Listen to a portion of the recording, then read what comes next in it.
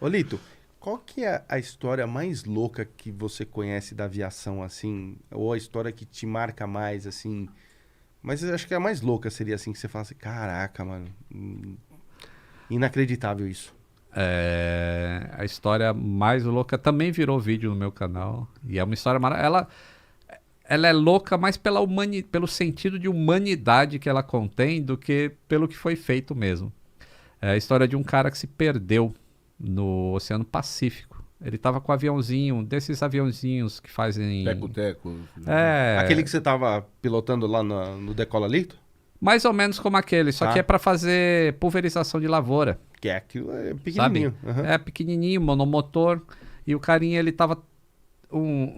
Alguém na Austrália comprou esses aviões da Califórnia. E ele tinha que levar, né? Atravessou o Oceano Pacífico inteiro Naquele aviãozinho? naquele aviãozinho Cê é louco. para entregar lá. Ele tinha o É, juízo não, perfeito. não tem avião cegonha, né? Pra levar.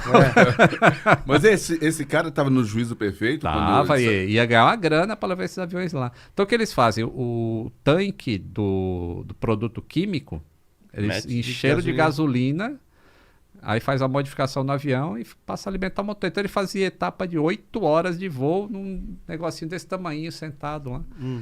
E aí, na penúltima etapa, ele tava decolando ele em um ala, né? Eles sempre voavam em dois. Tá? Qualquer problema, um tá sabendo socorre do o outro ali, né? Porque se caiu no mar, bicho, aí até achar é que nem uma leija. Aí o outro já tá com a posição ali.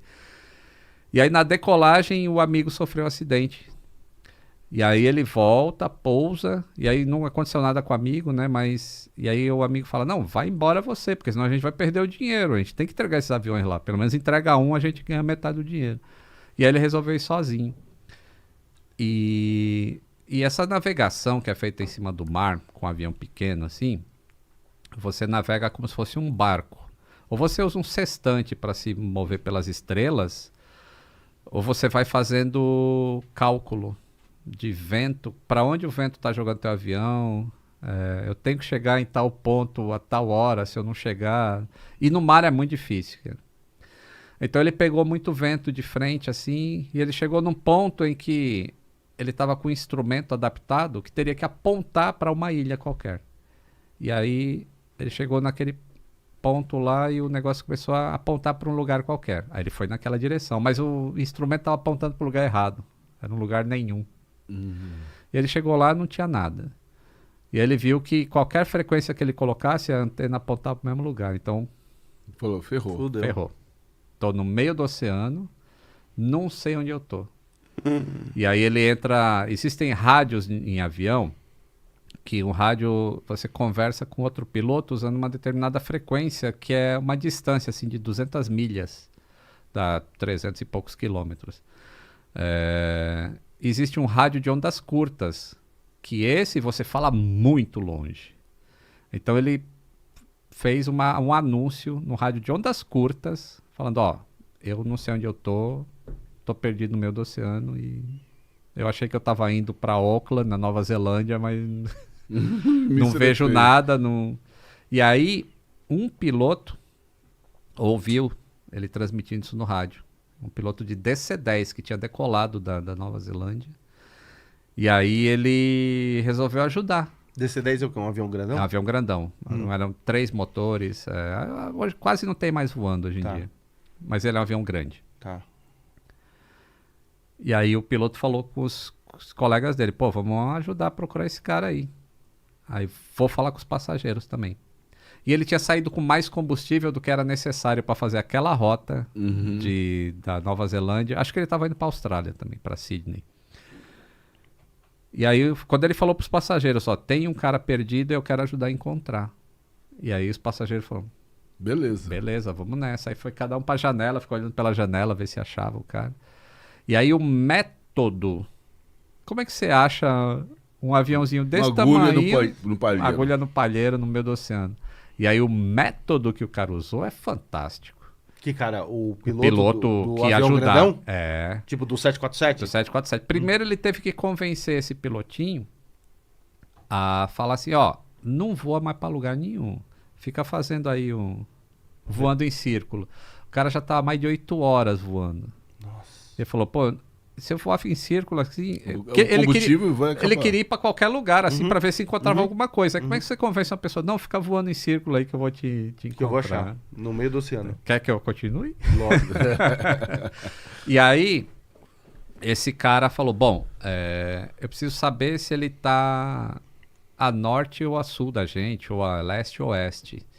E aí ele pediu pro cara assim, ó, pega o seu avião e aponta em direção ao sol. Aí o piloto apontou em direção ao sol. E ele pegou o avião dele e apontou em direção ao sol também. Ele falou, põe a mão e conta quantos dedos tem da linha do horizonte até a altura do sol. E aí o cara botou a mão assim e contou 4 dedos. E ele contou menos dedos do que o cara. E aí ele falou, bom, então eu já sei que o cara tá a sudoeste da gente. Porque a Terra não é plana. É redonda. E então, dependendo da latitude que você tá e da altitude, vai ter uma distância do Sol em relação ao horizonte. Porque o Sol não se põe ao mesmo tempo em todos os lugares. Uhum. Então, se falta mais tempo para ele se pôr em algum lugar, então você sabe se aquele tá a leste ou oeste de você, ou se tá a norte ou sul. E aí ele falou, bom, esse cara tá pra cá, mas eu não sei ainda se tá mais pra esquerda ou mais pra direita. E ele virou o avião naquele sentido.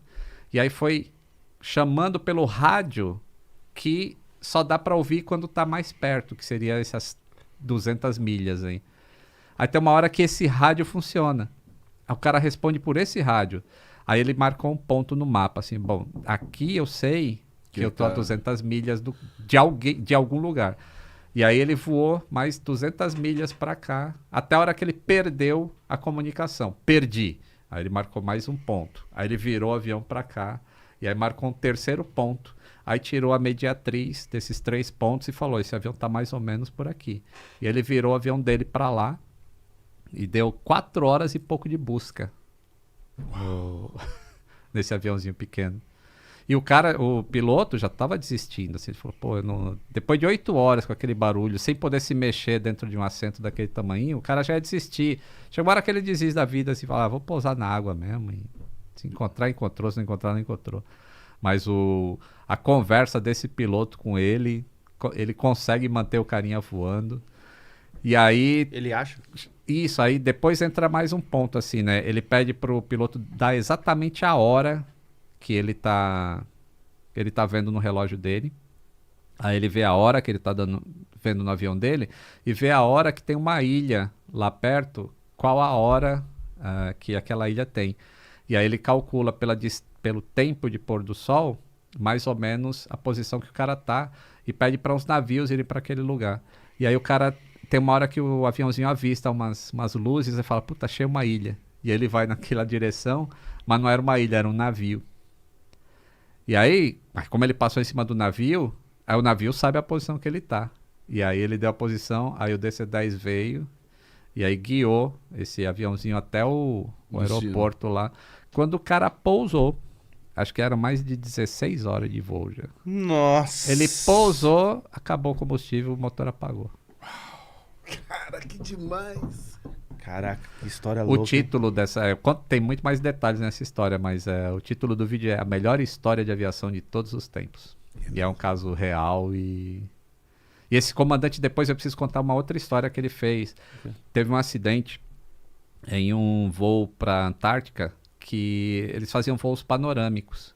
E ocorreu um acidente no Monte Erebus, na Antártica. E aí, quando foi fazer a investigação, foi erro de piloto. Se o cara entrou... Como se você entra com o avião totalmente controlável no chão, é erro de pilotagem. Existe uma categoria para isso, inclusive. E esse piloto batalhou e falou, não foi só erro de pilotagem. Tem alguma coisa que acontece também quando você voa há muito tempo, em que o teu horizonte e o teu solo e o teu chão, o teu céu, é a mesma coisa. Então, na Antártica, assim, é gelo branco e céu branco.